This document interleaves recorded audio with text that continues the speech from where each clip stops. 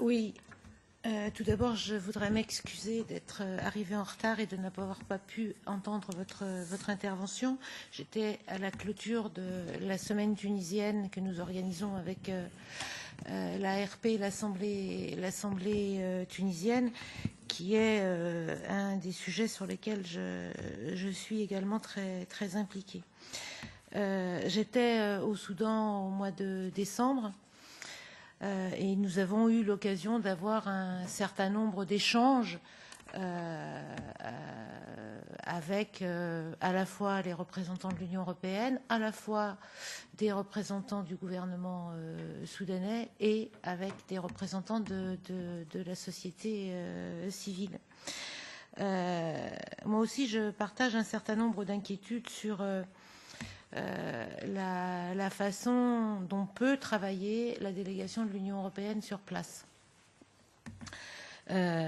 Pourquoi je dis ça? Un des principaux éléments que j'ai retenus de cette mission sur place, notamment parce que nous avons rencontré le général Daya et des représentants de l'ensemble du fameux mécanisme de coordination des migrations, c'est que nous avons constaté que les représentants de l'administration et du gouvernement soudanais intégraient parfaitement le vocabulaire de l'Union européenne, mais qu'on assistait à une espèce de dialogue de sourds qui fait que les autorités soudanaises étaient des bons élèves sur la mise en œuvre par rapport à un certain nombre de paramètres.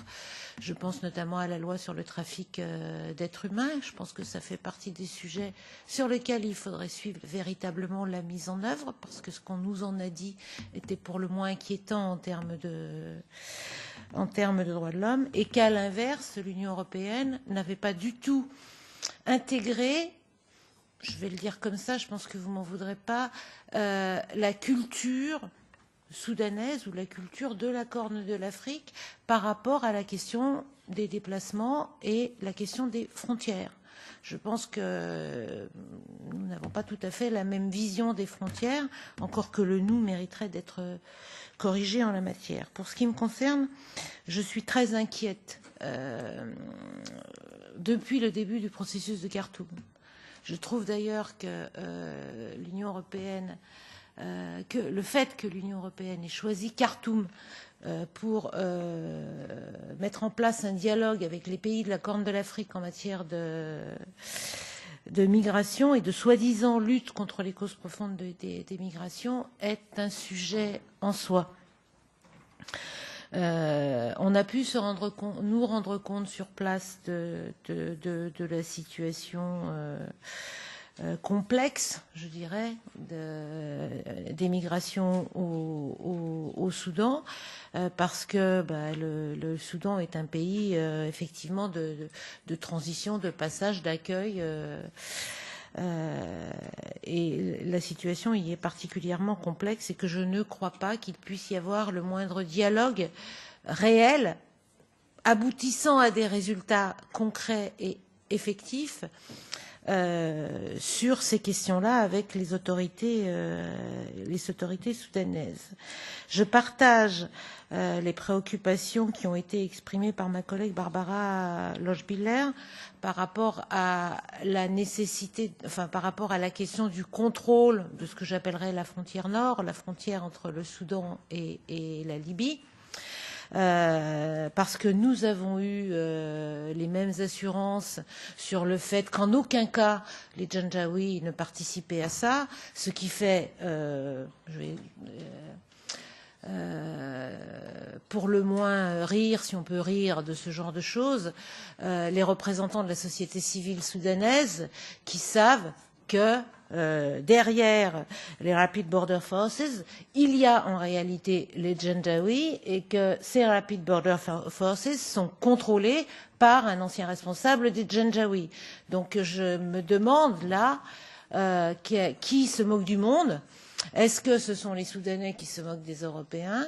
C'est une possibilité. Ou est-ce que les Européens refusent de voir la réalité des choses qui est de notoriété publique?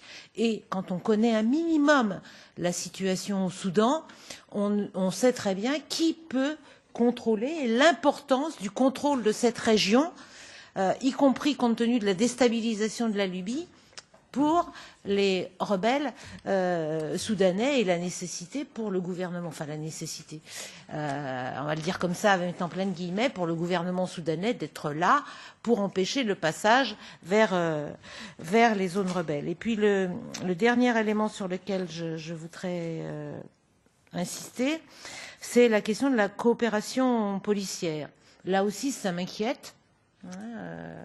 Quel type de coopération policière peut-on avoir avec un pays comme le Soudan, compte tenu de la situation des droits de l'homme au Soudan? Et je vais donner un exemple, celui de Medani Tesfamanian, qui a été arrêté en Italie. Je pense, Monsieur le Président, que vous devez connaître ce cas.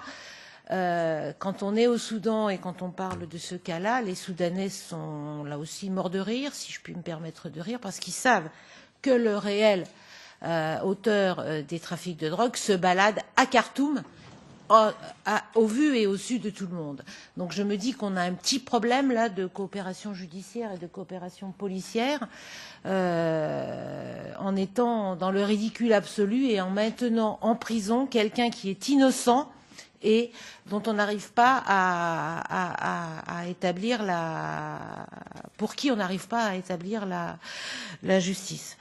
Voilà, j'espère que nous pourrons continuer, Monsieur le Président, nos travaux sur ces questions-là et notre coopération avec l'ONU et avec vous, Monsieur Aristide Nomamsi, ça me paraît très très important compte tenu de l'importance du Soudan dans ce pacte qu'est la forme de l'Afrique et l'importance que l'Union européenne a donnée à ce pays dans le cadre de ce dialogue.